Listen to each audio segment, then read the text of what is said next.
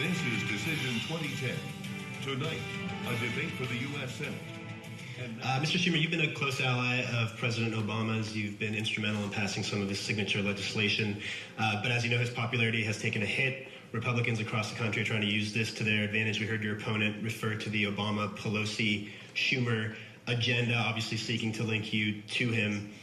Do you think the president has so far been a success? And what, if anything, do you think, where, if anywhere, do you think he's gone wrong?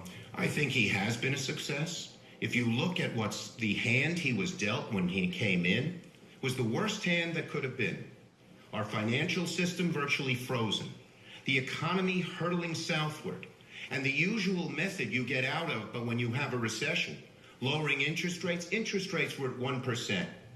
The president stepped up to the plate, urged, by the way, not just by Democratic economists, but by Republican economists, even though he knew that it might be unpopular, and stepped up. We have a stimulus bill that prevented us from going into the Great Depression. Now he's done other things. There are many things that have been accomplished. Healthcare, whether you agree with it or not, is a major, major change.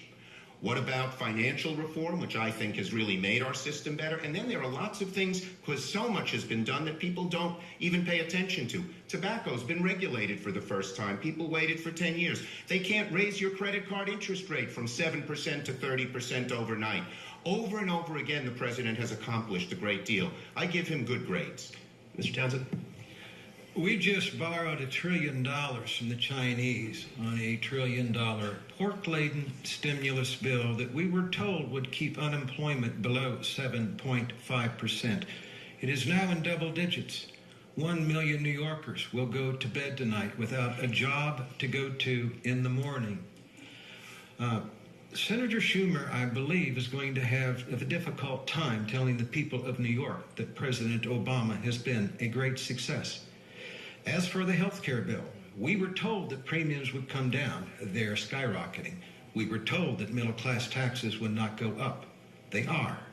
We were told it would not require deficit spending. Each one of those three things, a total and complete lie. And Mr. Schumer, I'd like to ask my opponent, what parts of the stimulus was he opposed to? Was he opposed to the 40% of it that went to tax breaks directly for the middle class? It's a rhetorical question. I would like to ask as well, was he opposed to the 30% or so that went into infrastructure, rebuilding our roads and our highways? And what about the 25% that went to our localities and our states to prevent the layoff of teachers, firefighters, and prevented taxes from going up? Two Republican county executives, Chris Collins of Erie and Joni Mahoney of Onondaga, said because of the stimulus and what Chuck Schumer did in it, they didn't have to raise property taxes. All right. Mr. Townsend, you'd like to respond? Yes. I'm opposed to failure.